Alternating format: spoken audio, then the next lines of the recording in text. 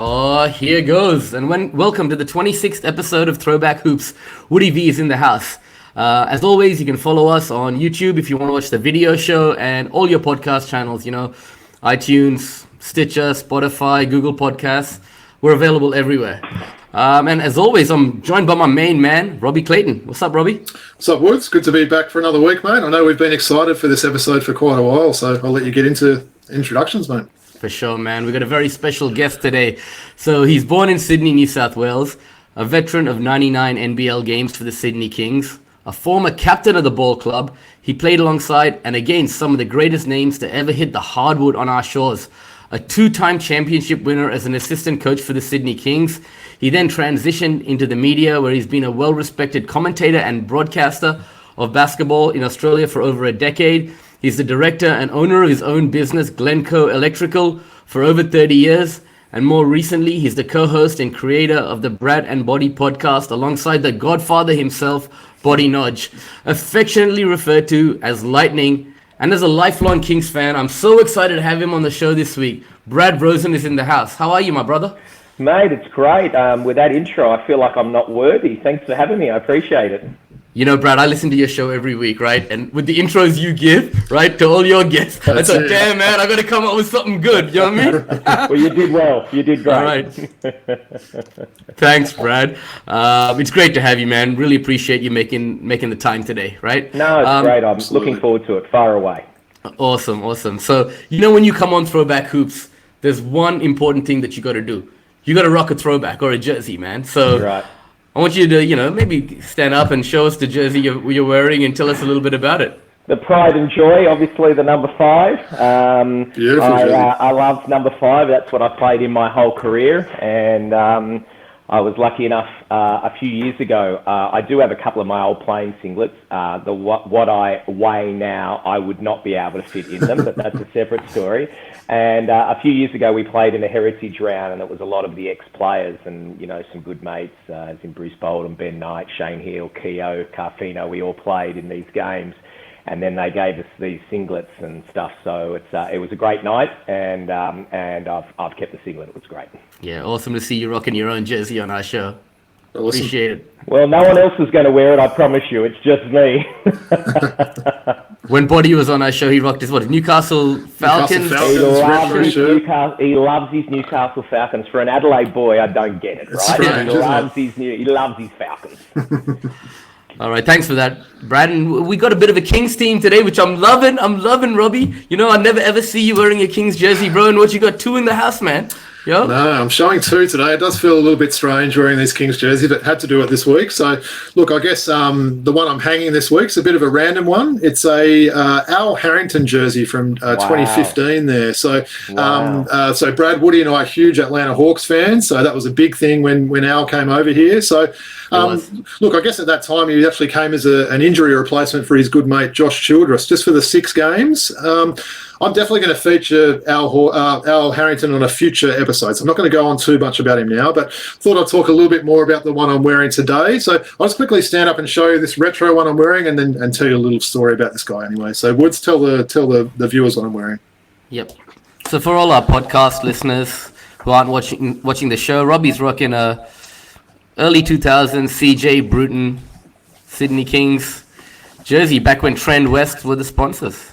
What a shock. A Perth boy. What a shock. Had to do something like that, didn't I? Yeah, I could have had maybe a James Harvey type one or something like that, but yeah, I had to pull out the CJ one. But look, I guess just for the viewers a little bit about CJ there. So 17 seasons in the NBL after starting with my Wildcats in 1994. I can still picture him. I think it was a half-court buzzer beater he got that season. Buzzer beater. Yeah, hell yeah. Very clearly in North picture that. Melbourne against DMAC, if I'm not mistaken. Oh, geez, you remember that more than I do. Very nice. He looked very young in that one. I remember that.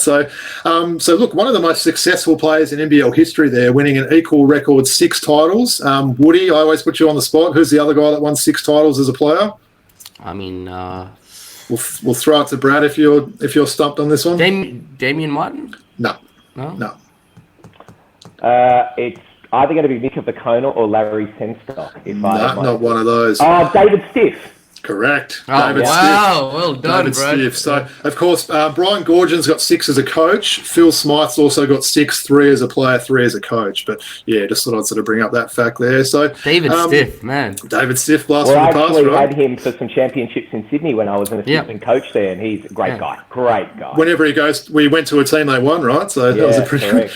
Yeah. So, look, I guess with CJ, he played with Perth, Brisbane, Wollongong, Canberra, Sydney, and New Zealand. So he sort of travelled around a little bit there. He was an NBL assistant coach with the Bullets from 2016 to 2021 before taking over the head coaching duties with Adelaide this year, where, look, he was given imports of Dusty Hannahs and Todd Withers, so I do feel a little bit sorry for CJ there.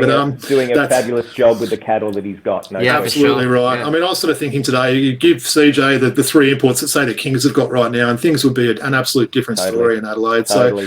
So, and one thing probably people forget about CJ was drafted by the Vancouver Grizzlies at pick 52 in the 97 draft. While he never played an NBA game, he certainly goes down as an absolute NBL legend. His accolades, as we said, the 6 titles in 04, 05, 07, and then the 3-peat with New Zealand in 11, 12 and 13. He was a grand final MVP in 2012, 5-time All-NBL player, and he was the most improved in 1999. His number 23 is retired by the New Zealand Breakers. And I guess lastly, CJ was also a member of the 2008 Boomers team at the Beijing Olympics. So, Brad, I know you would have obviously played against CJ and obviously coached him there. What are your sort of memories? And did you know sort of all those years ago that he would go on to be a coach? Look, the answer would be simply yes. And if I'm not mistaken, I think he won a gold medal at Commonwealth Games as well. So he was phenomenal. I'll go back to the playing days. I played against him when he was at Wollongong. And I remember I only got a few games against him because he only just came back. And that was, if it wasn't my last season, it was my second last season.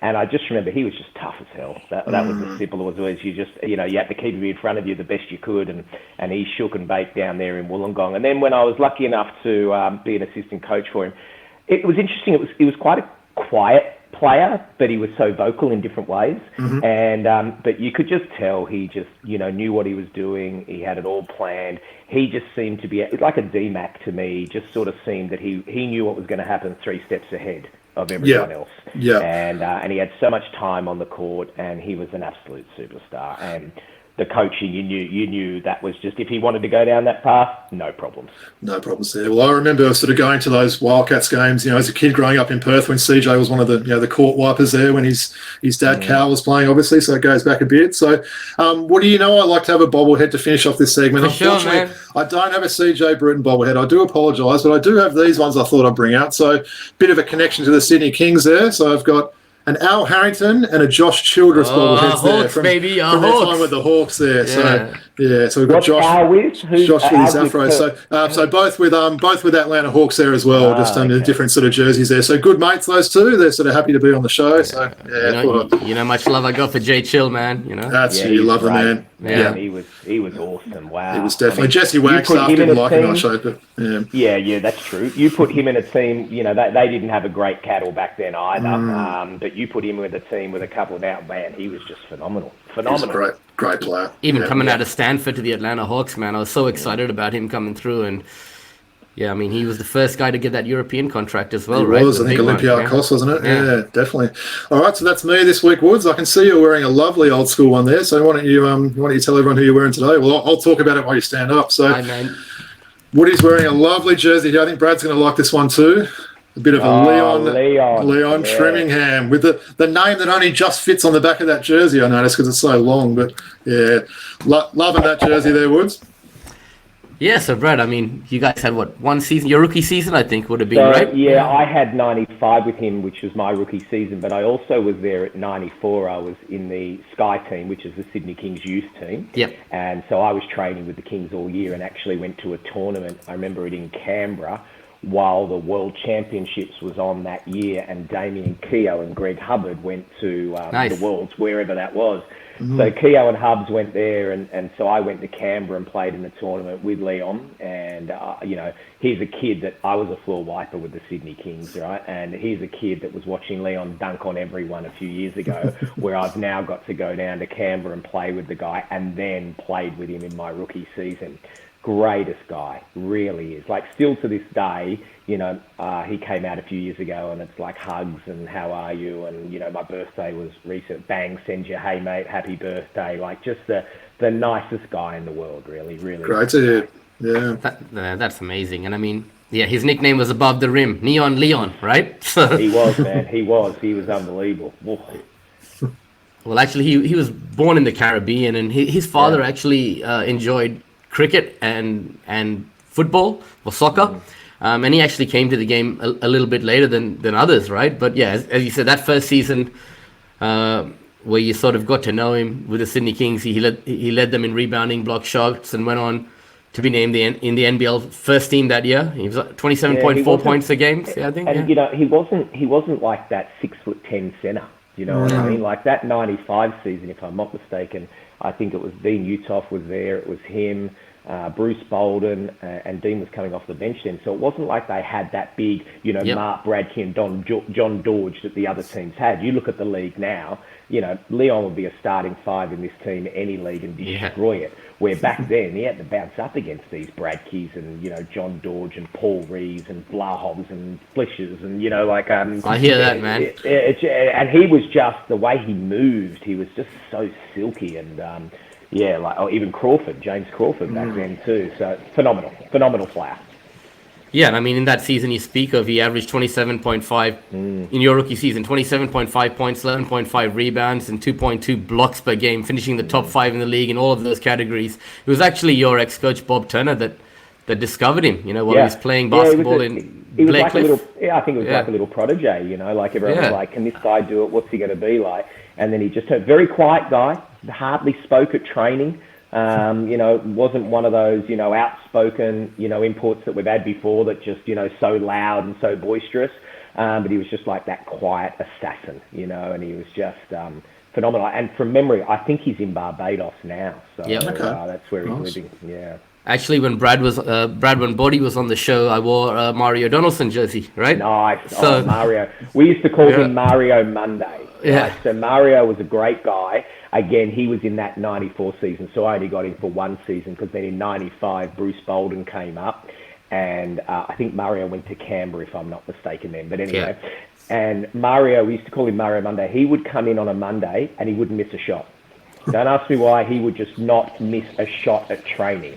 And it was unbelievable. And I'm telling you, Tim Morrissey's the one guarding him. So Tim knows how to play defense. Nice slouch on D. And, oh, man, he would just hit some shots. You're like, no way. And then it goes in, and it's like, Mario Monday, he's back. You know, so he was a phenomenal player too. And we heard about those two coming as a duo, that after Ken McClary and Dwayne McLean and all those guys left, we needed to get some good imports here. And getting Leon and Mario together on the same team that first year, amazing, right? And it was phenomenal. Terrific. Well, that's awesome, guys. Really good to see a great bunch of Kings jerseys. And I'm really happy to have a Kings team on the show this week, man. You're loving this, Woods. I can hear it in your voice. Oh, hell yeah, man. You see a smile, homie. You see the smile, right? Yeah. All right, I think maybe we'll move on to a little bit of Q&A with Brad now. You ready to chop it up with us, Brad, or what? Anytime. Let's do it. All right, man. All right, let's do this. All right, so, I mean, we're in a pretty good time right now. You know, the league is doing really well. It's got a lot of eyes on it. But I wanted to start by asking you about that time period you played, 95 to 99.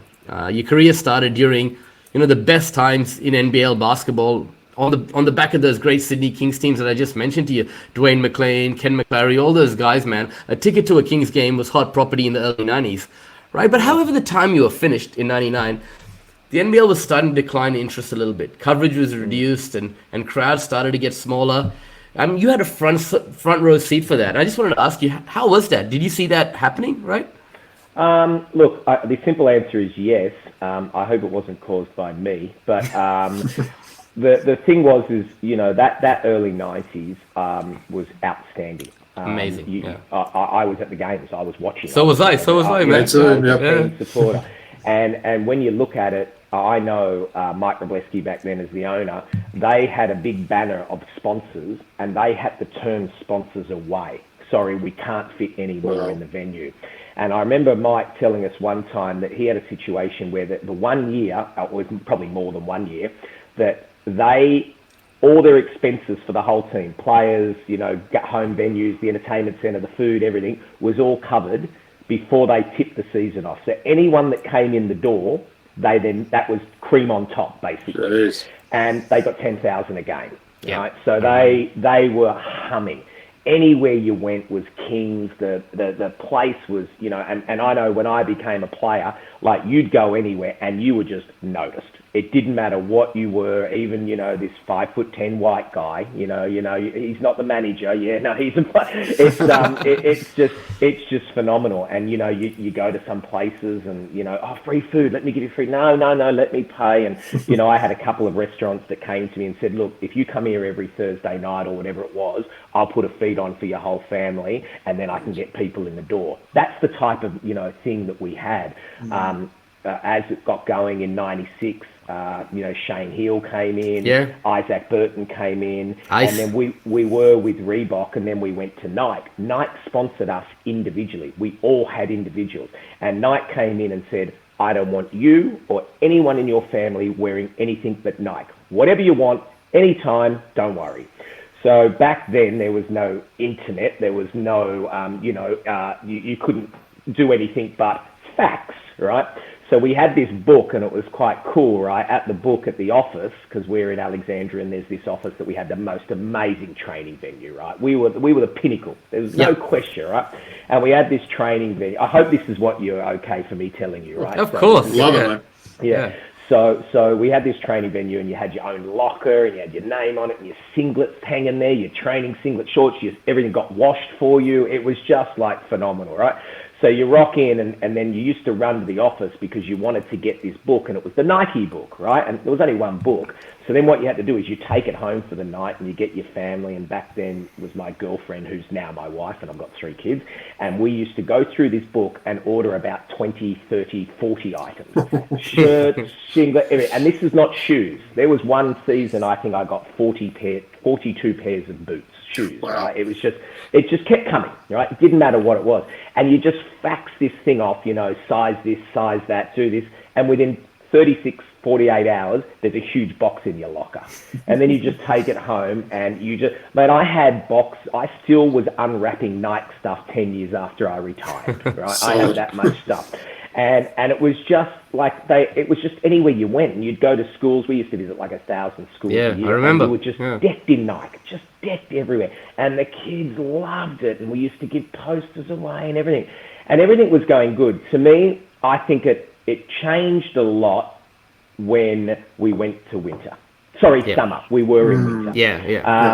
I remember Mike Wroblewski, swearing, blew in his face, this is not going to work. And the thing that Mike was worried about is Foxtel was coming, right? Back then there was no Foxtel. Saturday night, get to the entertainment centre. Go to the pump house afterwards. Go and Hell yeah. fun, right? Go down to Macca's at half time in the game. Love the pump house, man. Right, everything was rocking. And we used to, as players, come back to the pump house. We'll give you drinks because everyone used to get in, right? And then there was, Dwayne back in 94. He's DJing. It's just like full on, right? And so they were like, let's do this. But then Foxtel came in and it was like, well, the NBL got to go to Foxtel. Well, not everyone had Foxtel. So then it started to be, we were out of sight, out of mind. Now, the Sydney Swans, on the other hand, they were ticket number 2. Everyone wanted ticket number 1, which was the Kings. But then the AFL had all this money. They started to be, and then it was free to air and everything. And we were live on Channel 10 there for a while. But then Channel 10 we went to summer. It was only on Foxtel. And next thing you know, a lot of people are like, oh, is the Kings still around? Now, till to this day, if someone says you played the Sydney Kings, wow, I remember those guys. No one will mention today's players. Rarely. Maybe Andrew Bogut. Andrew Bogut, right? But right now, back then, everyone knew every player. And I just felt that the media lost a little bit of interest because of what was going on. But it was phenomenal times back then, no question. Yeah, well, you're right. You used to get all those Kings games on Channel 10 on a Saturday night, right? And everyone would tune in. It would be awesome, right? Well, you couldn't be flicking over to footy or doing all this because it was, there wasn't a game on Channel 9 in rugby league in Sydney, right? They didn't do Saturday nights back then. Now, every game is live. Soccer, AFL, cricket somewhere in the world, rugby league, every game live. So It was now fighting for positions and who's going to get it. And unfortunately, we lost Shane Hill, which I think was a huge loss For sure. well by him going to the Olympics. And we brought in a guy like Aaron Trahair, one of my best mates, but he didn't have the aura that a Shane had. Matty Nelson was very young then, so he was growing into that thing. And it wasn't, no Leon, no Dwayne, it just lost that bit of charisma. Yeah.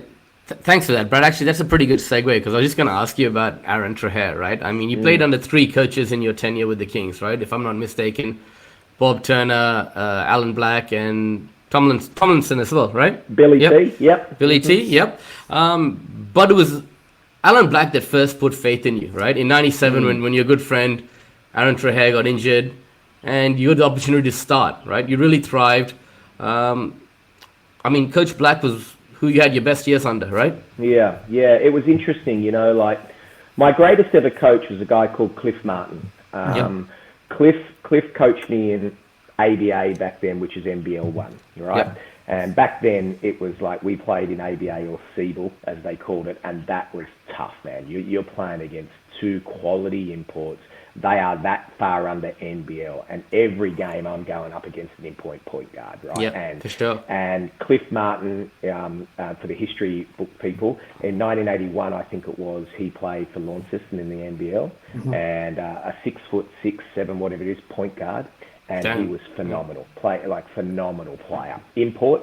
And he basically taught me the game of basketball and how to read the game and everything. I had great coaches, but Cliff was the one was like, I'll take you from an ABA player and a fringe ABA player to an NBL player. And in my 4 years in ABA, 3 of those with Cliff, in my last year was like an all-star 5 in the Australian, average 29 assists, having 30-point plus games. Yep. And I look back at that going, wow, I can't believe I did that. And I give all that to Cliff. He just taught me how to play the game, right? And more than anything, like my 1 year, I think I averaged 20, but it was like at 30% from the floor and maybe 4 turnovers. The next year it was 20% with 8 assists. It was, at 45%.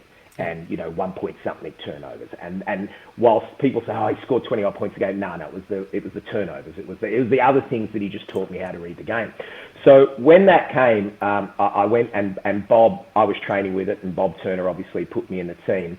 But then I felt like I was humming in that 96 season, and I had some games where I played okay, but when you're backing up Shane Hill and Isaac Bruton, there's not a lot of minutes.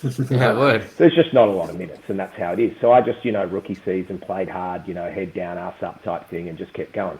In that 97 season, we just weren't doing as well, right? And so I got the opportunity to play a lot of games, and I took it. I remember Bruce Bolden, my best mate, without a doubt, in basketball, just keep going every game. And this guy's, over 400 NBL games. It was like absolute legend, a mentor to me. Yeah. And Mark Dalton was another one, and Dean Utoff, these guys, and they just, I was tearing it up at training. And I think it got to a stage where Blackie was like, well, I've got to put him in the game, and I just equate that to the players that I played with, and I was lucky enough to get that, and there's no question they were my better games.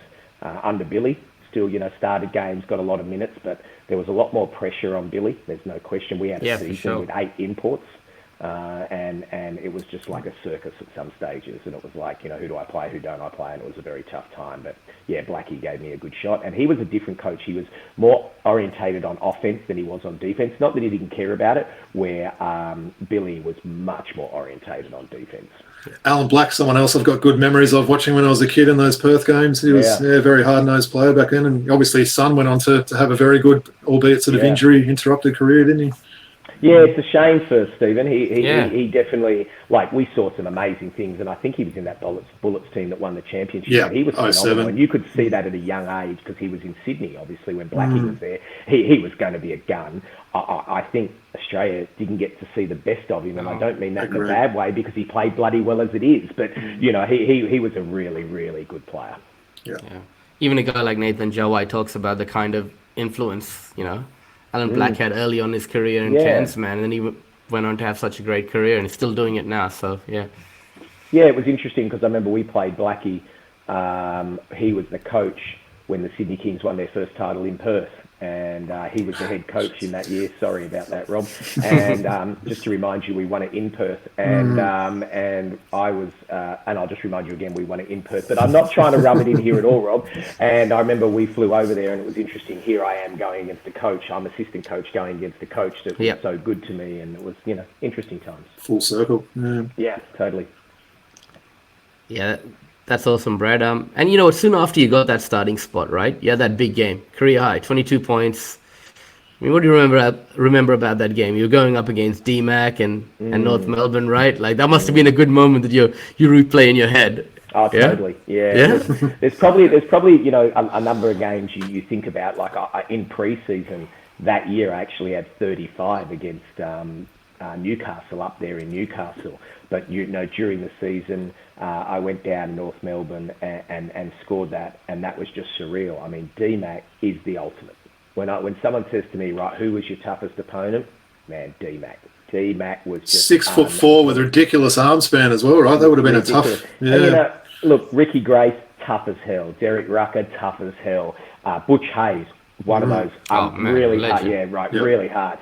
But there was just something about DMAC, and everyone's like, oh, but he can't shoot. It's like saying, yeah, Ricky Grace can't go right. Ball crap. All right. Yep. So, okay, he might not be a shooter at 45%, but try stop him. All right. And so DMAC was unbelievable. So me to have that 22, I think I had to look at that score sheet about 1,000 times when I'd done. I couldn't believe I did that against North Melbourne. And what was interesting is Brett Brown was that coach then, who then became the Kings coach. Yep. So it was great times. They're surreal, but fun. I believe that game's on YouTube, isn't it? Probably, and I haven't seen it for a while, but I'm sure if you ask my mum, she'd find it. I was trying to find some YouTube footage of some of those dunks that Brad used to throw down, but unfortunately it's just, it's kind of that era, a little bit, pre-2000s where stuff's a little bit harder to find. But I think that was the only dunk I did was probably a biscuit and a cup of tea, mate. But I used to get the odd one in warm-ups, never in a game. Okay, yeah. Yeah, so obviously the front office and the coaching staff saw leadership qualities in you, Brad, right?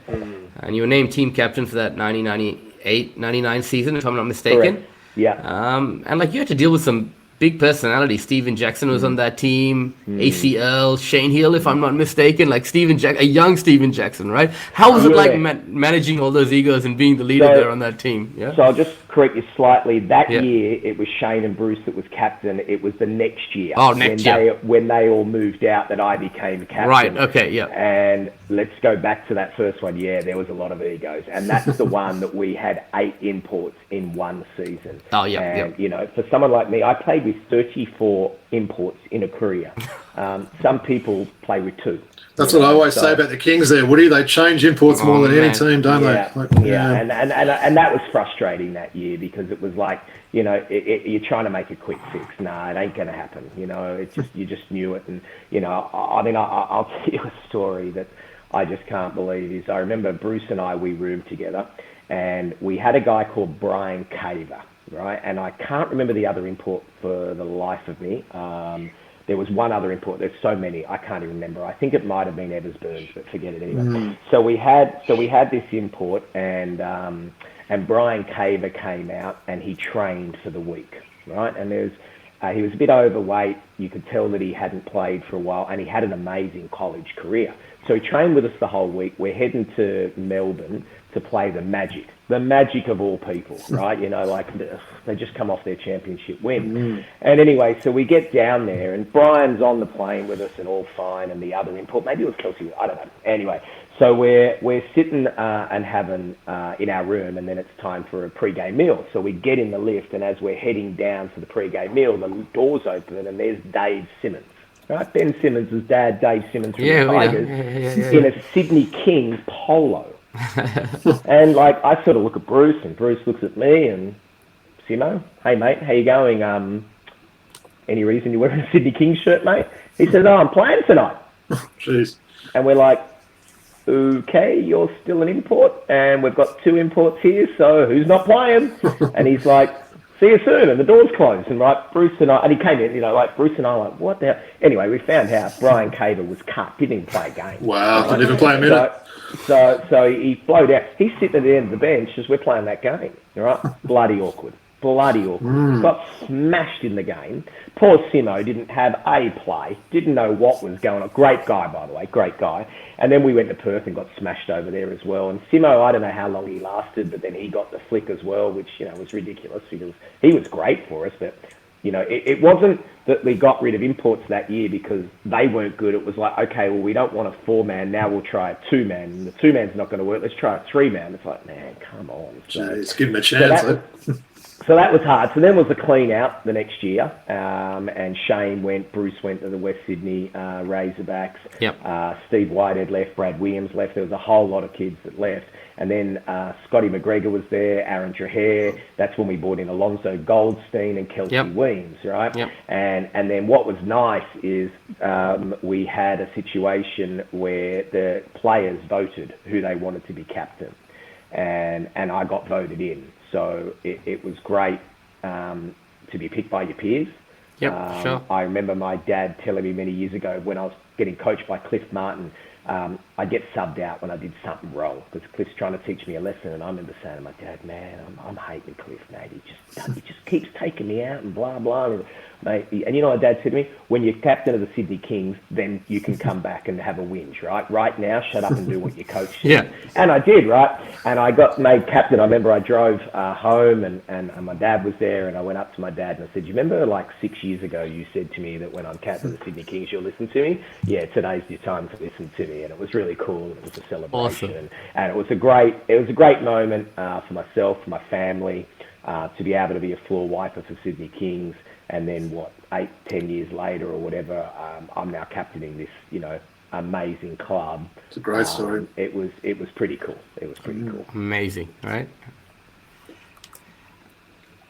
And look, you were still contributing in that 1998-99 season. However, your career ended after that, Brad, right? Did you have other interests outside of basketball you were contemplating, or were you already set on moving, you know, into a coaching role? It's interesting. If I look back at that now, I probably wish I stayed a little bit longer. But the situation was I got in 1997. I was quite heavily recruited by the Magic and Brian Goorjian, and Goorjian wanted me to come down, and I still remember the conversation. He's like, "Hey, Rosen, do you want to come to the Magic?" And my girlfriend, now wife, was from Melbourne, and I was like, all right, who's this? One of my mates. What's going on? You know, like he's like, nah, man, I've got Smith, I've got Anstey, I've got Drimmick. I want you running those lanes with me, right? Like, come on down. So I spoke to my agent, and I was like, mate, I don't, you know, is this anyway? It was real, and I turned that down because Kings was always me. It's how I felt. You know, Mike Wroblewski didn't really want me to leave, which was nice as well. So I stayed and I played there. So at the end of that 98-99 season, I was mentally drained. That was a real tough couple of years. The league was falling. The Kings were falling. We were the Violet Crumbles. I probably took it on my shoulders more than I needed to, being a captain. And then it was a situation where we had this fantastic training venue at Alexandria. Mike Wroblewski and his team had this great club. And I finished that season and I had to have a shoulder reconstruction on my shoulder, which was my second one. I'd had both shoulders reconstructed. I had to have ankle surgery and I was just burnt out. I was completely burnt out. And I was a 28-year-old that really didn't understand life outside of basketball. You know, if I knew what I knew now, things would be so different.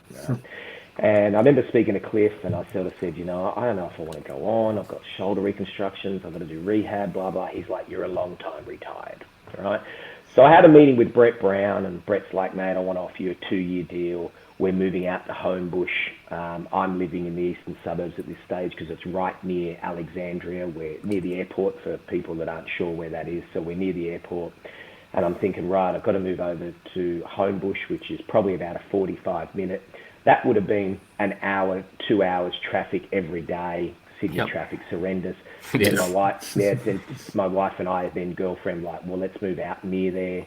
And just things just didn't align. The 2-year contract was great. Brett Brown came in and there was all this hype. Brett's the saviour. Brett's going to save this, right? And I remember Mike Robleski talking to me and like, everyone says I've got to get Brett. Brett's the one that's going to change this. So I'm getting him, And then Mike sold and the team got out and you just felt like, it was just something wasn't right. And I look back at that and I see what it was. I probably should have played on. I probably should have and accepted that 2-year deal. But I look back and I'm not upset that I didn't, because I was very happy with my career. I finished on a high. I finished under my terms. It was my decision to make it. I didn't go that 1 or 2 seasons more. But it was, I look back at that time and I would have, it didn't finish on a high for the club, right? And then they went to Homebush and, didn't really do much for the next few years and stuff like that. And then it got worse and then they were out, all of that stuff. And I didn't touch a basketball for 3 years. I was mentally stuffed. And, like you hear sportsmen go through mental health. Yeah, that was me. That was me. I went through it really badly at the end of my career to the stage where I was like sweaty palms when I'm watching the Kings play. Right. And it was really, really hard to watch that team knowing I could have been there. What would have it been like? All of these things. And then I didn't touch it. And then 3 years later, Gorge was like, I'm going to get you this time. I didn't get you to play for me, but I want you to become assistant coach. And then the adrenaline came back and the rest is history. Hey, Brad, I'm just impressed that Gorge would have known your name back then. We've heard a few stories that he's not the best at recalling people's names, or he sort of gets them confused and that. So hopeless. He is hopeless. Mate, there was a story, I'm sure it's true. And mate, his wife, Amanda, I am very close with. Great. She literally runs his life, right? When I say runs it, the guy is just all over the shop, but when you put him on that court, there is no one else. Genius. Right? And I remember, I think his wife said something along the lines of, like, don't let him forget his shoe when he gets off, or his phone or something when he gets off a plane. And I think the story goes that he took his shoe off and he put his phone and keys in the shoe, and then he put the shoe up on top of the plane, and, so he wouldn't forget. He just walked off barefoot. Like he just so that's that. But that's Gorge. But yeah, he made the funniest bloke I know, the greatest storyteller, and it just so much fun to be around. And there's people in Gorge's camp, they don't leave.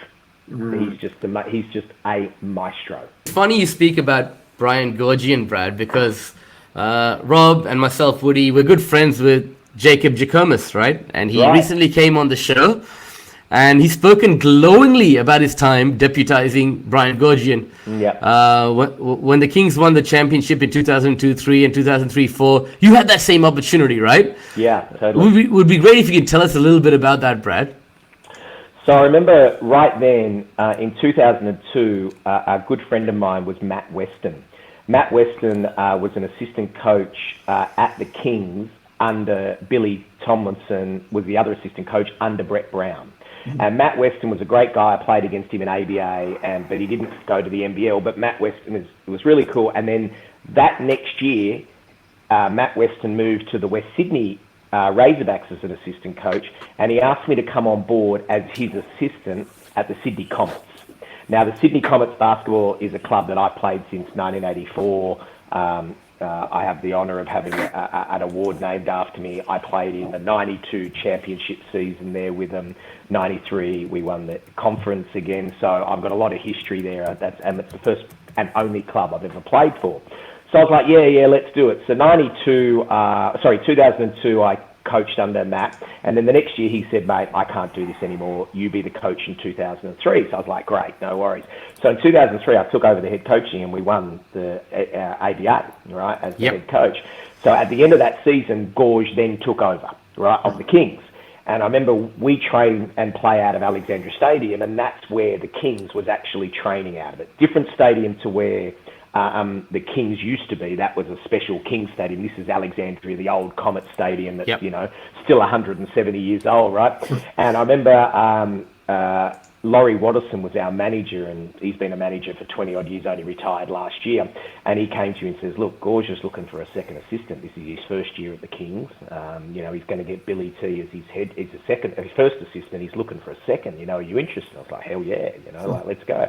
So I went upstairs and I spoke to Gorge, and we would have been there for about an hour, and I reckon it was 58 minutes of me absolutely pissing myself laughing with all the stories he had. And then 2 minutes, by the way, do you want to be an assistant coach? Yeah, good, you're in. And so it was really cool, and I learned so much off him, man. I went on to then coach another 3 years at ABA and won 3 titles. I didn't have an import. We went to the national finals and lost to bloody Sean Redditch, who had 48 in a bloody Bendigo team. Bendigo, right? Yeah. And you know, they had probably a budget of $100,000. We didn't pay anyone. We went through the whole weekend. We you know, knocked people out like a team like us to go. We had Dave Barlow. Obviously, look what he's done now, but he was 18, right? And really raw. Graham Dan. Then we had Steve Whitehead. Right? We had Steve Whitehead playing for us. Chris Storber, like a really young team. But we just, mate, we were humming, and I was head coach of that. So in my 4 seasons there, we won 4 championships, and I learned so much off Gorge. Like, he just showed me, you know, how to play, you know, defense, transition, the plugger, the, you know, what to run here, how to run everything. And I was more on the defensive side with the Kings. That was my sort of role, and it was just unbelievable on how to learn. And what I remember saying to Gorge is, you know, like how do you do this every year, you know? And he said to me, 80% of my coaching's done before the ball's in the air. Right? You go to dinner with them, you drink with them, you do the things that you have to do, and you have individual meetings with every player so they know. You know, everyone says every player that steps on the court for Gorgian, they know their role and they're good, right? That's Gorge doing his work during the week. That just doesn't happen, right?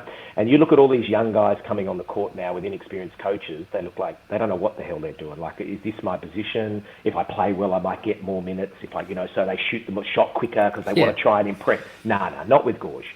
You know your role, stick to your role. And you look at even the Hawks now, when those guys haven't played for 6 weeks and then they come on the court and they hit that 3 and they run the lane, they do that, that's Gorge, mate. He's in their ear the whole time. So Gorge was great. And I remember there was one time I'm playing and I'm at Alexandra Stadium, it's like 8 o'clock at night, and I'm really nervous. I was never nervous as a player. I was never nervous when I wanted to play national finals, anything. Didn't matter, never nervous. As a coach, oh my God, mate, I was shocking. So nervous. And I remember I rang Gorge one night. We're playing the top team, and I think Adrian Hurley was the coach there, right? Coaching, yeah. Doctor. And I remember ringing Gorge. I'm like, mate, I'm coaching the doc tonight, you know, like you said, right? And he's like, Rosen, there's 2 types of coaches. There's the Phil Smythes and Lindsay Gaze that are really relaxed, and then there's you and me, right? Yeah. There's only one thing that can fix it. And I says, what's that? He said, tell them to throw the ball in the air. That's it. Don't worry about it. That's how it rolls. You're in it. You're in the grind. That's how we power, right? Get going with it. And the only thing that will change that nervousness, throw the damn thing in the air. And I was like, got it. And we moved on. So he's a great man. Great man. And geez, we had some fun times. Brad, I wanted to ask you about a player back then, someone that Woody and I have talked about on this show before, and it's none other than import Chris Williams at that one season for the Kings there. And look, a lot of people have probably forgotten about him. What are your sort of memories of him? Because, I mean, I guess for Woody and I, our memories, and he's easily one of the best imports we've ever had here, surely. So I want to put it into context, but I hope people listen to everything I say here, not just the first sentence, right? So when I looked at him, I remember thinking, this guy's going to be a 4-man in our league, and he can't shoot. Now, back then, you've got guys like Vlahov playing that 4 spot, you know, even Marcus Timmins, I think, if I'm not mistaken. You've got some guys, Sam McKinnon might have played a bit of 4. I'm like, man, I don't know how this is going to work. Bit of Pat Reedy maybe around that time as well. Right, yeah, you know, and I'm looking and thinking about even Catalini and Adelaide. I mean, you know, stuff like that, and I'm thinking to myself, I don't know how that's going to work. Like, this guy's small to guard someone. He can't shoot from the outside. And now that 4-man is playing in a league where it is that stretch 4, right? It wasn't like it was, you know, years ago when you roll into the 4-man and the 4 and 5 were big, massive units, right? No, it's not like that. And I'm thinking to myself, we've got, you know, Matty Nielsen playing in the 5, who's probably really a 4 in this league, right? And he's going up against the Bradkeys and the bloody Crawfords and all these players. Sorry, I don't know if Crawford was playing then, but I'm just saying those type of players. So now we've got probably an undersized 5 in Matty Nielsen, and now an even undersized 4 in Chris Williams. How's this going to work, right? And man, I'll tell you, that guy, he's like Leon with the quietness. Never spoke. Really nice guy though. Never spoke. Like just did what he had to do. Got his but mate, he was. I don't want to say the best import because that is so wrong. Got to be the best one and done without a doubt, though, right? Yeah. Him or Doug Overton, man. Let's throw Doug Overton in the mix. I'm going Chris Williams anyway. All right, okay. That's a form. I'm saying that as a Sydney Kings guy. Yeah, likewise, man. Right? Yeah, but look, he did some stuff that you just sort of sit there and go, how did he just do that? That he'd spin, he'd move, he'd maneuver, he'd make a shot, and you're like, whoa, how did he do that? And he was just such a great teammate to have, where on the other side you had a Kavossi Franklin that was a really good import, but very vocal, very full on, like in your face type player. Not bad, but he was just that. I know if you speak to Gorge, the greatest import is D-Mac that he had. You're right, D-Mac's his best. And I think they're on that mould where it's just like no trouble and you're just the greatest guy to coach. Can't ask some more than that, can you? Yeah, no way. Phenomenal. Nice. No, I appreciate that, Brad. Look, before I know Woody's got a couple more, I just wanted to touch base on a couple of things I remember from you as well. So firstly was the Tui's beer ad back in the day. And also, the other one I want to ask you about as well is those phone cards that you were on in the 90s. Because I remember my mum gave me one of those phone cards to keep in my wallet. Probably a lot of people will not know what we're talking about here, but back when payphones were around and there was a big thing. One tel, that's right. Yeah. Showing our age, man. Showing our age. So what do you remember about both of those things? Yeah, that was great. I remember that 97 season, ironically, that was the one where I got asked to go to the Magic, right? And then part of the negotiation, the deal, to stay at the Sydney Kings, Mike said to me, look, Tui's want to do this commercial. Are you interested? Now, I can tell you that had nothing to do with me staying. I was just like, they want to do a commercial. I did a commercial in Rexona with Andrew Gaze many years prior to that, where I was a stunt double type thing, So I'm thinking to myself, they want to do a Tui's ad. Didn't mean a thing, no problems. And then I was like, I'll do that. But let's, what's the role in it? So I remember them saying that. Then next thing you know, I'm in this thing and it's like, okay, here's what you're going to do. And I was like, oh my God, this is like full on. I'm Hugh Jackman, mate. This is like, I am the man, right? So this thing was recorded for 5 days, right? Wow. So we had 5 days. Every day was something different. And mate, it was just like, I couldn't sneeze and someone would give me a tissue, like it was just, I was just like the pinnacle. And I just remember doing all these things and makeup and everything. It was so cool because it was in the off season. It was just something different. Did they give you free products like Nike was doing back in the day as well? Did, actually, good. So the three of us that did it, like obviously it was about me, but the other two was Justin Withers and Melvin Thomas, and they did it for the Tui's New. I'm telling you that now, right? So that's what they did it for. So I remember we went to Tui's New and they gave us like 50 cases or something, and we handed it out to everyone. But we did this thing, and that was cool, right? And then I didn't think much of it. Okay, the best is the opening night.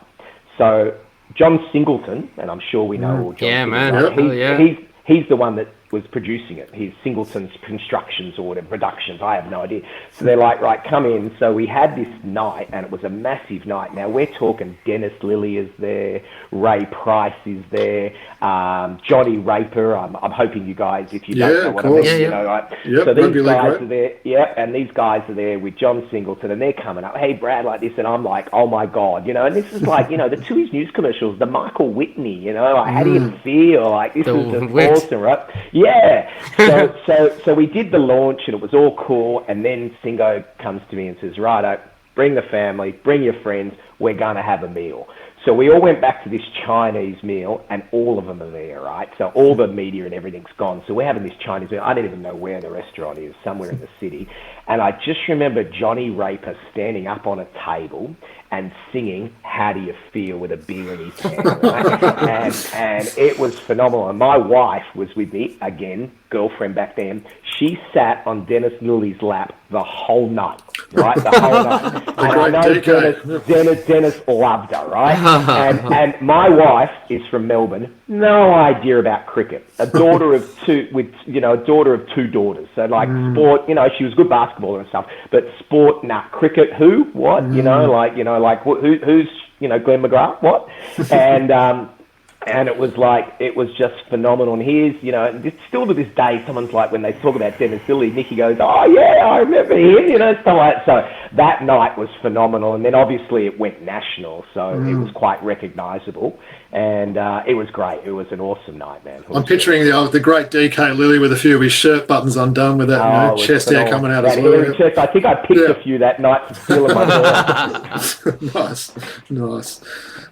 Nah, that's an amazing story. Thanks, Brad. So look, I just want to jump on here. Look, after you finished coaching, you transitioned into a career in the media, often calling games on TV and now on radio. And more recently, you have teamed up with the Doyon himself, Buddy Nudge, and launched your own podcast, along with the help of our good friend Joe Core, right? Yeah. Yeah, and the Brad and Buddy podcast has been kicking off, right? I mean, how has that changed, being covering the game from a different lens over the last decade plus, right? So in 2012, like you said, the Kings had come back because they'd been out of the league for a little bit, and I was still part of that transition. And as I said, the Sydney Comets, so I'm going back here a little bit, but I'll try and be quick here. I don't want to bore people. But the Sydney Comets bought the Sydney Kings name, right? So when the Kings went defunct, the Sydney Comets bought the IP for the Sydney Kings, right? And I was on the board there at the Comets.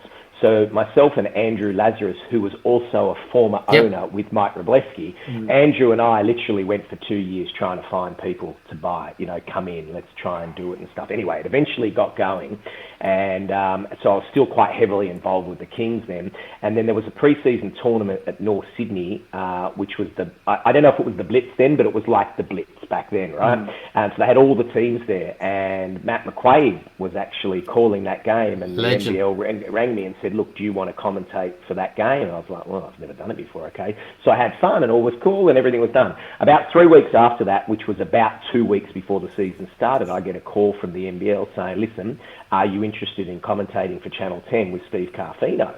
And I hung up and I rang Magic and I was like, mate, I just got asked this. He's like, Brad, you'd be great, do it, right? And Steve was phenomenal. He helped me so much because it was a little bit nerve-wracking, but I am never nervous to do commentary. Like I said, coaching, unbelievable. Commentary, mate, stand up live, no problems, all good. Just one of those things. I have other major issues elsewhere, but so it was really cool to get in the commentary. Then I was, doing all the games. Then Foxtel came back into it. Then I'm flying around. I went to Perth, Adelaide, Brisbane. So I really enjoyed doing that, and that was really cool. Then, unfortunately, COVID hit, and they stopped all the flying, and they call the games now out of Melbourne. So, it's only sideline now, and I love still doing it, don't get me wrong, but I really do miss calling the games. But I understand, the situation that the league's in. What Larry Kesselman and Jeremy Lowlinger have done is just saved our league. That's as simple as it is. So it was phenomenal. So then, I started to miss doing that type of thing. And the thing with sideline commentary is you just sort of get your little window, you say what you do and you move on. So you don't really get asked those questions. So,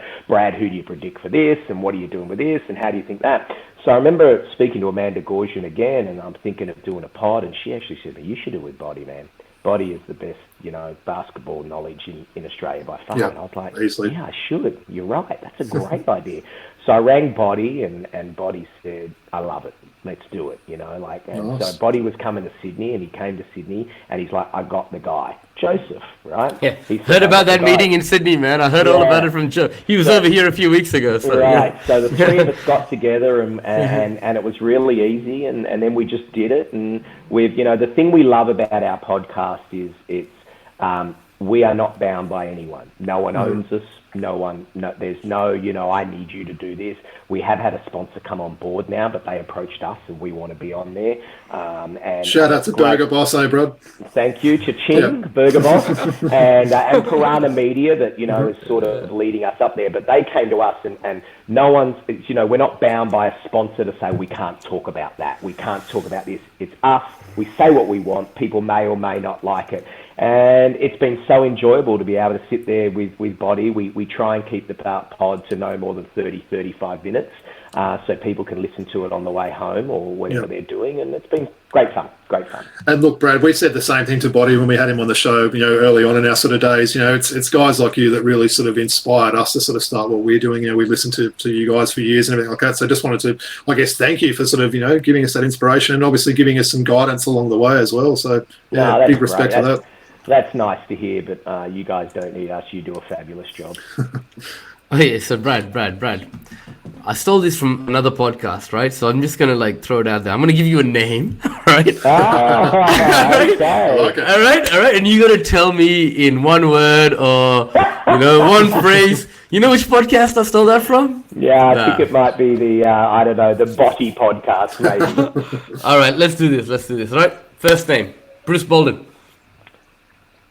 Greatest mate anyone could ask for, and a mentor. All right, awesome. Matt Nielsen. Superstar. Shane Hill. So much comes to mind and all positive. Warrior, hard nose, never steps down, just ask Barkley, and greatest shooter Australia's ever had. Yeah. Awesome. Yeah. Mark Dalton. Oh, Tang. Protector. He took me under his wing and made sure I was fine, and I can't thank him enough for that. Terrific. Dean Uthoff. Sparky. So Dean Uthoff and I have this is a bit longer, but we have a very long history. Massive Seinfeld fans. Cool. Right, as am I. Right, so not that there's anything wrong with that, though, right, bro? I hear ya. Fake. We used to come after training. All we do is one-liners, and Dean Uthoff's nickname for me is Cosmo because of Cosmo Kramer. The most gentlest, giant, and lovable man you can meet would be. Hey, where is Dean now, Brad? Because that's one. People are always saying, "Get the man Mountain on the show." People are always asking, "What's he up to these days?" Yeah, so he's a school teacher. He's in. I'm not sure if it's like in the Castle Hill area. I can't remember where he's living now. Yeah, he's in our hood. We're from Glenhaven and stuff like that. Yeah. He's been on at Body of My Pod. It was great. Iowa State man, and just a loveliest man. And his number one saying that I always remember, because we used to do a lot of. He taught me also how to talk to media and stuff, because he was very good at that. And he always used to say, "Turn that frown upside down." That was his number one saying. So great man. Thanks for that. And finally, there was Leon Trimmingham, who you've already spoken of. So the reason behind naming these guys is earlier on the week, Robbie and I sent an email to Brad and said, name the 5 greatest Kings that you've played alongside. And the names, the aforementioned names, are the ones that Brad mentioned. So I thought I'd just turn into something good. No, I like what you did there, Woody. Yeah, it was very good. I might use that in my pod. I didn't even know that was coming as myself. I will use that on my pod. But no, look, the thing, when I look at that's what meant to me sentiment. I'm certainly not saying they were the greatest 5 players for the Kings, because that's not fair to the other players, but just what they meant to me through my career. And, there's other guys on there, like Stephen Whitehead, Brad Williams, guys, Keogh, Harbs, Justin Withers. There's so many, I think I said Stephen Whitehead, some great guys, Aaron Trahair, Scott McGregor. These guys were really close mates of mine. Yep. Darren Smith was another one, but those when I think of where my career went, those guys came to mind very quick. Isaac Burton, another one. Oh God, yeah. Thanks, Brad. Really appreciate you taking the time to answer our questions, man. It means a lot. No, right? Look, it's fun. It's nice to reminisce. It's been really good, and look, I feel a little bit embarrassed with what's going on, because they've just nominated 6 players for the honour or something of the...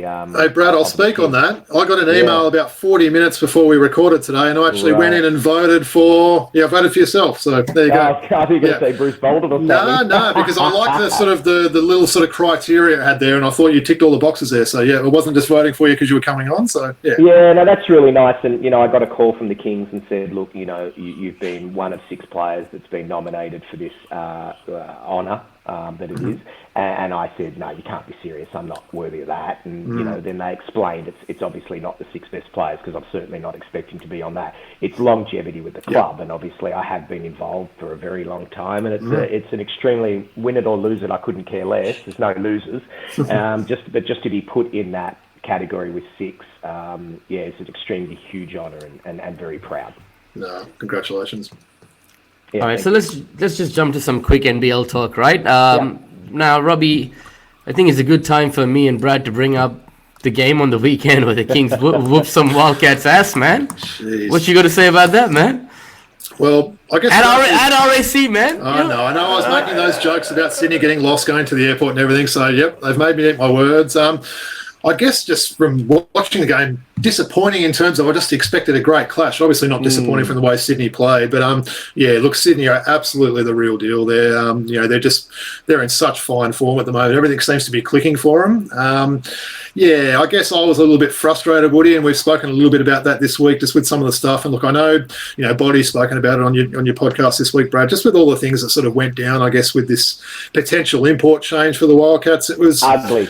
It was very ugly, wasn't it? I know Perth's a small city, so you get a guy like Brown going in there, and people are going to spot him there and stuff like that. But I just thought it was handled pretty badly. I think Scott Morrison probably didn't handle himself that well in that press conference. I thought it was a very fair question, wasn't it? Yeah, very exactly unfair right. Perth, and that Wildcats basketball. Let's be honest, the Wildcats is the pinnacle of the NBL with what they've done. And I was like you, I was shattered that the game was like that. I really wanted that good contest, I was really disappointed that it didn't happen. But Sydney, man, they're rolling. And I just think Perth's been a bit too casual. I think the whole country was talking about, no one's saying Fraser's a bad player. Probably just his fit on this team, given the personnel they've got, wasn't the best one. We know a lot of teams have got some big guys now. Perth's, relying on Boddy's favourite player, Matt Hodgson, and also, Majock there as well. So it's hard to sort of see. And I think they just kind of left things too late personally. But that's probably... I think the other thing as well is, and I'm a big believer of this as well, is, if they brought in another import, does that mean Vic Law and Bryce Cotton now don't score 70 between them? So I'm not a massive, advocate of let's get, the best players, because Perth have proven that for the years. You don't need the best players to win championships. It's about fit, isn't it? You need the best team, right?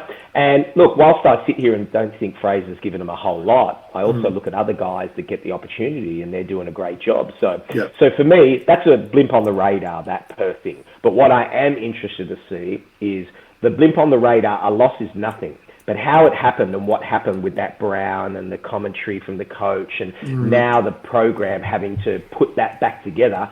Now you've got to bring the players in. Mitch Norton's a massive loss, so he'll come back in. Blanchfield, he still doesn't look. He's still underdone. I love Toddy. I love Toddy, and he's underdone. So I think Perth are in a very good position. But for the first time in a while, they don't have that Damian Martin or that core where you can just go, no. This is how it rolls, and we'll be fine. I'm interested to see it. Wouldn't shock me that they win it again, no question. Yeah, no, fair. And it'd shock me. All we do is win, Woody. All right. So one thing, we talked about the Kings and how they're rolling, man. Ian Clark is just fit in, right? But there's one guy I want to talk about, Brad. It's McCall Maker, right? I mean, he had a lot of raps on him coming into the season, and both Maker's really disappointed early on, right? Hunter's been out. Jordan Hunter's been out, right? But the way he's come up in the last couple of games and really shown what he can contribute to this team, how much is that going to help us in the stretch down to the playoffs and him contributing on this team? Huge. That's the thing. You always have to be ready. Could have had some niggling injuries at the beginning of the year. You don't know what's going on. And then Xavier Cooks goes down and then bang, you get the opportunity. Now, there's two ways that goes. You can, say, well, Buggy, you should have played at the beginning of the year. Or you do what he did. And what he did was go, right, I'm going to put you in a position now. How are you going to play me? And I love that. That's what you want from a player. Hell yeah. So he is a huge up for them. That is so much upside. There's no downside. Zave is having the year. Oh, my God. Wow. Wow. Make the most of it because he won't be in the NBL next year. So yeah, you're probably right. Yeah. And but if Didi Lazada can make it over there, I'm sorry, but seriously, Cook should be there right now. Anyway, that's another story. Let's talk. How long you got? So, but yeah, look, I'm loving what Zave was giving, and I could understand, Coach Buford, like, where do you fit Maker in and how do you do it? Well, now he's got more of a challenge now. Where do I fit him in? Yeah, right? man. And so Clark's been great. They needed that little punch that he gives them. And hell yeah. Isn't he a quiet 19, 20-point player? Yeah. But to me, that all revolves around Jalen Adams. Is phenomenal. Hell yeah. Jarrell Martin looks happy. The team look happy. A happy team wins games. Good call. I think this is as good a team as we've had in a while. I mean, we got a chance here for a championship. So yeah, no question. Really looking forward to that. All right. No question. So let's get into the round, shall we? Quickly, Robbie? Woody, I was going to say, we are conscious for time, so maybe rather than go through sort of each game on that list, why don't you guys pick out just one game each from the round, this upcoming round, and sort of just give us a bit of thought. So I guess just for this round, we've got there's 8 games over 5 days, only 3 rounds left after this one. So why don't you both pick a game and just speak a little bit about that, and then we'll sort of move on to the classic packs at the end.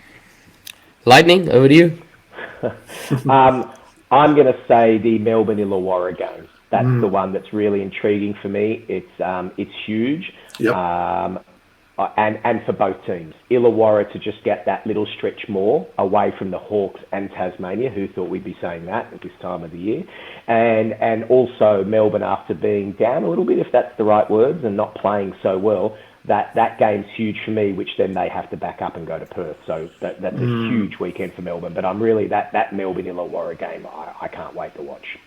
I'm going to quickly say my 2 cents. I'm going to say the Cairns and Southeast Melbourne. A bit of a strange one to pick, but I think that's a real danger game for the Phoenix there. I think if Cairns win that, especially if the Jack Jumpers get that win over Adelaide, putting a lot of pressure on Southeast there. So that's probably my one. And what about yourself there, Woods? And don't say Sydney. I'm sure you probably will. But Yeah, I was going to say, the Jack Jumpers have been tough, man, right? And we lost to them last time and nearly lost them in the game before. We need to consolidate our position on the ladder. So I think that's an important game. And that very last game, Perth Wildcats versus Melbourne United on Monday, that's going to be fun. We've got to wait until 9:30 on Monday night in the Eastern States to watch that one, so it's a bit of a long way off. But yeah, that is big. Perth's going to be pretty fired up, I think, for that game. Hey, man, do we know if Big Zim's back for the Taipans this week?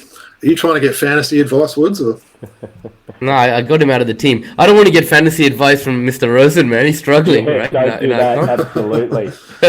Yeah, we should say we're all in a league together. We've got Liam Santa Maria, who I don't know what that guy does in fantasy, but he gets the highest score each round by about 200 points. So I reckon there's a bit of insider trading going on there. He knows. Mate, something's going. I reckon he wrote the program, mate. He is getting somehow in that back end. It's unbelievable, isn't it? And he always seems to know, puts people in at the right time, gets people out. Yeah, full credit to him. I don't know how he does that, but. Yeah, but no, he's definitely got the inside information, man. He does with Grizz there, but no, definitely a big round coming up. Certainly looking forward to. Obviously, the time of recording, I should have said, Thursday the 31st of March. So we've got that Illawarra Bullets game tonight. So I'll be looking forward to sit down and watch that after a bit of dinner tonight. Anyway, so aren't they disappointing this year, Bullets? Big time! Oh my God, Robert Franks has been a standout, hasn't he? But I think just a lot of people out of the lineup there. But yeah, I mean, geez, they had a nice win last week, didn't they? Man. Crazy. How finish. about they give up on Serby and as a point guard and play him as a wing and get a proper point guard in from the United States? Losing him is not great, obviously, and him not playing. But still, I think with him they'll be better. They still wouldn't be there, but it's just shocking. Yeah, shocking. No, good stuff. I hope Brad's ready for this. I should warn you, mate, this is the part, as I say every week, Woody carries on like a pork chop once we open this pack of cards. So, again, we'll be conscious of time to get this open. Yeah. What do you got for us there, Woods? So I got a 1994 Futera NBL pack, right? And so what I do, Brad, is I open the pack and then I give you guys a few clues. And you got to try and guess who the player is. And Robbie's pretty damn good, right, at this stuff. He's an encyclopedia. We call it Robbiepedia. But let's see how an ex-NBL player would have played alongside and with a lot of these players. Okay, we've already got this card before, man. All right, the great Gold Coast Rollers import duo. How much did we love LaFleur and Mitchell, right? LaFleur and Mitchell. Oh, it's both of them as well. Yeah. Wow. We've got this card before, man, right? I would have actually said, you mean the guy that put his fist through the window down in Wollongong? That's right. That's a separate issue. That's right. Oh, yeah, that's true, yeah. Cost himself some games there. Was he at Brisbane when that happened? I think he was, right? Yeah, Brisbane down at the Gong from memory. Yeah. Yep. Okay, we've already got this card as well, all right? This is really annoying, all right? The great left-hander, probably Ricky Grace. Corey Homicide Williams will say that he's not the greatest import and Bryce Cotton is, but he is the greatest import ever. Leaping. Oh, Leroy Loggins. Leroy Loggins. I did go with Ricky Grace first when you said left. Yeah, I like that. I think you got to make sure you get a king in this pack there, Wood. See what you can do, mate. Work your magic. This is almost like an identical pack to the one we had last time, right? Really? Yeah, I reckon it is. Okay. Checklist. Oof. All right. So, Brad, we've got a rule: if we get a checklist, we rip it up, chuck it over our shoulder, and move on. Yeah. All right. Done. All right. Canberra Cannons, Tim Morris. This is the same pack as we got last time. Now, you know what? There mustn't have been a good quality control. You're going to rip open another one, are you? This is the identical pack to the pack I opened last time. So, you know what? Hold on. I'm going to get another pack. Ooh, all right. Oh, I love that. Look at this. He singlet. opens this special cupboard there, Brad. He's got all these old unopened packs of cards from the 90s in there. But there obviously wasn't great quality control with those Literally NBL every cards. single card in this pack exactly the same is pack. exactly the same. All right. Come on, Futera. All right, so I'm going to move to an NBA pack, all right? Ooh. We're going to get Okay. NBA Hoops 1990-91. All right? Sorry, audience, about the Futera pack, right? Like, that's terrible, man, right? Same pack as last time. Every single card's the same. All right. And I don't know if you remember these, Brad, but this was the one with the silver background, the 1991 Hoops. Yeah, I remember. Yeah. All right. This guy played for the Rockets, nicknamed Sleepy. Oh, Eric Sleepy Floyd. Eric Sleepy Floyd. Wow. Rob, you are unbelievable. And we've got this guy's card. Robpedia. Was it Robpedia? Robpedia. Wow. We've got this guy's card a lot, all right? He works New York City point guard, flat top, works for the ESPN. Who am I- Oh, no. Derek he doesn't Harper. work for No, them. come on, man. He's on the panel with Shaq and Oh, Kenny the Jet Smith. Yeah, of Kenny Smith. course. Look at those Did you say New shorts. York or did you say Houston? No, Well, New York born sort of thing, but playing with yeah, Houston. New York yeah. City point I guard, can't get right? over those tight shorts he's wearing. Like, jeez. Jeez. All right, don't be greedy. Leave this one All for right, Brad, all okay? right. All right, he is a tall point guard who's currently featured, probably the greatest point guard, one of the greatest point guards of all time. He's currently on Winning Time. Who am I talking about, right? Brad? Winning Time? No, don't know what that is. Winning Time is Run. the new TV series about the Los Angeles Lakers. Magic Johnson. Magic. That's a nice card. Irvin Johnson. That's a great hell card. of a MVP card, right? Yeah, wow. Hell of a card. Very Yeah, good. wow. Very good. Okay, leave this one for Brad as well. Don't be All greedy. right. All right. Teammate of Andrew Gaze. We spoke about it when we had Andrew Gaze on our show a few weeks ago. He Tim spoke Duncan? glowingly about this guy. Nah, you're talking about the 90s. This is his rookie card. He was a guard. He's now commentating on San Antonio Spurs games. Ooh. Who am I speaking of? Oh, jeez. Nah, you got me. Bit of Sean Elliott. Sean Elliott. Oh, a rookie card too. Wow. Rookie. Put that one in a plastic Sean a sleeve. point guard? No, I said a guard. Oh, okay, fair call. Yeah. Yeah. Okay, this guy's tall. He put on a lot of weight. I talked to you about him a few weeks ago, Robbie, on the Orlando Magic as a veteran center. Big You know, tree. Tree Rollins. Tree Rollins. Wow. For the You Pistons guys of all are teams. awesome. You guys are awesome. All right, let's go. Orlando Magic forward Otis Smith. Oh, wow. Wow. He's a general manager, I think, isn't he now? Yeah, he is now, yeah. Yeah. Jeez, I wouldn't have probably picked that one if you'd given a few No. clues. No. Yeah. Okay, played with Kelly Tripucka and all those guys on the first J.R. Reid. ever Houston Rockets teams. Johnny Newman. Oh, yeah. Wow. Yep. Former LA Clipper. Yep. Yep. All right, the greatest coach of all time, the Zen Master, Brad. Who am I talking about? Phil Jackson, of course. Phil Jackson. Look how young he looks there. That's a good one, isn't it? Jeez. All right, you know, white guy from the Sacramento Kings. Andrew Canyon would love this guy. He's from Inglewood. Oh, Pete Shilcutt. Nah, yeah. Bobby Hansen. Eric Lechner. Oh, wow. Wow. Who the hell is that? Wow. Who the hell is that? Yeah, I don't have any facts on him. Sorry. All right, Denver Nuggets rookie, also a white guy, big man. Oh, not a big man. He was a guard, 6'4". Went to Stanford. Played under Doug Moe. Went to Stanford. 6'4" guard. So he's Yeah. a smart guy. Yeah, played under Doug Moe with Alex English. Those What guys. teams he play for? Denver Nuggets. Denver. Under Doug Moe on that run and gun offense. Not great in Denver, I got to be honest. Todd Lichty. Oh, former Perth Wildcat. That's there you go. wow. There you go. Yeah.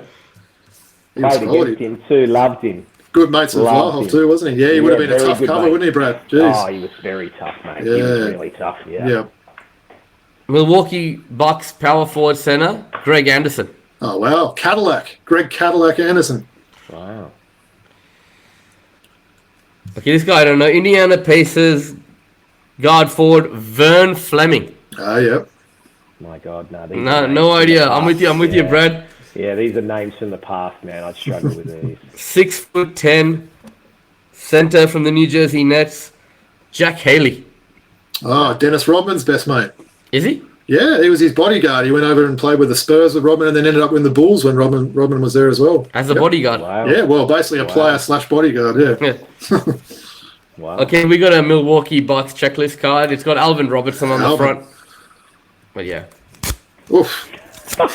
Shit. Ruthless. Yeah. And then Bullets forward, John Williams. Oh, hot plate. Hot plate. Nice. I am going to say I'm a huge fan of the NBA, but NBL's my game, as you know. Oh, for sure. And I'm really sorry about that repeat pack. How can you have every single card the same? A total repeat pack, wasn't it? Like literally every single card in this pack was in the same order as well. Yeah. In the same order, man. Yeah. All right. So look, been a great show. First of all, I want to thank Brad for coming on the show. You enjoy yourself today, Brad? Mate, I had a ball. Anytime I can get a chance to speak basketball, and with you two lunatics, it's even more fun. It's been amazing, man. Really appreciate your time, and you're a legend, man. You know, and I'm gonna get off this recording, and I'm gonna have to vote for you as well on that. Look, it's very nice of you to say. But look, guys, thanks so much for having me on. You know, the thing I love about doing these things, and that's what I'm about with my pod as well.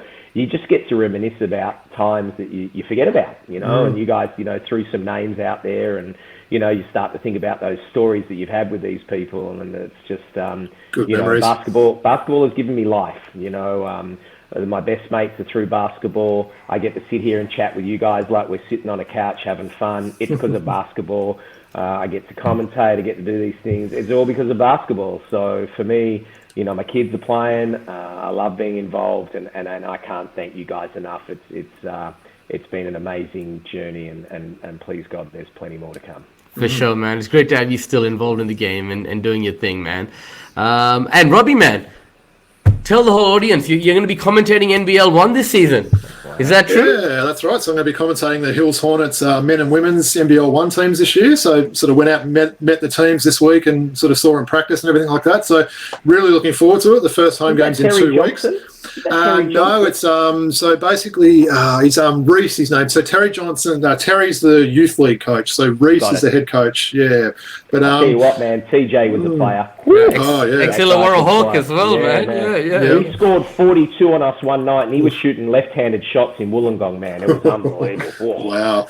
But no, thanks for that. Was really looking forward to it, and just want to sort of encourage people to get out and support your local NBL 1 team. Obviously, it's it's Australia wide. You know, we've got teams as far as sort of the top end and everything like that. So get out. It's going to be some quality basketball. And look, I can add to that as well. You know, NBL 1 was Waratah League back when I was coaching. And man, I loved it. 4 years coaching there, got to coach some great players. And you know, for people that go out and watch this, these are the next NBL superstars, or some NBL guys that are coming down to play in it as well. So if you've got young kids and everything, get out and watch those games. Hey Brad, I'm pretty pumped as well. The Hills Hornets are playing Albury, I think, in week 3, so I get to commentate none other than Lauren Jackson that game. So I'm pretty stoked about that. So that's going to be a highlight. Nice. Yeah. Yeah, so we're really proud of you here, man, at Throwback Hoops, man. Well done, Rob, and we'll be cheering you on, Thanks, man. Rob. So, all right, Rob, so why don't you tell the audience about where we can be found, all that jazz, man, you know the usual deal. Of course, yep. So, guys, if you want to check us out on Twitter, we're Throwbacks Hoops. Instagram, we're throwback.hoops. Email address, any questions, suggestions, jersey, suggestions for future episodes is throwbackhoopspodcast@gmail.com. Woods, take us away just with your TikTok and your Patreon details, mate. Yeah, TikTok, if you want to follow, like, all our jerseys and stuff. I post little clips on there, Woody_V83, and then Patreon. Jump on Patreon and look up Throwback Hoops. We'd love your support. Brad, you want to take it away? Tell the audience a little bit about where they can find you, and here's a chance for a little bit of a plug for yourself, man. So do your thing. Yeah, look, we got the Brad and Body podcast. It's obviously pretty easy to find us on the pod. You just put Brad and Body. There's not too many of that. We do have obviously socials. Brad and Body on Twitter handle. And of course, Brad Rosen 5 that is my Twitter handle, which then can lead you to that as well. So really enjoyable times. And again, guys, really thank you so much for having me on. I've really enjoyed it. And I'm loving those jerseys that you guys are having. They look great. We'll make the most of these. I'm taking this off as soon as I finish. I might not have a Sydney jersey on for a long time. Well, It was good to do it today. Let's just hope. I know your daughter's a massive Sydney fan. Says no one. So let's hope that happens. Yeah, not going to happen. Absolute honor to have an absolute legend, an ambassador, someone who's represented the Kings with pride and distinction. Brad, thank you so much. Much love to you, Robbie. We'll do it all again next week, right? Yeah, peace out from the Throwback Hoops crew, guys. It's been fun. Peace. Thanks, guys. Thanks.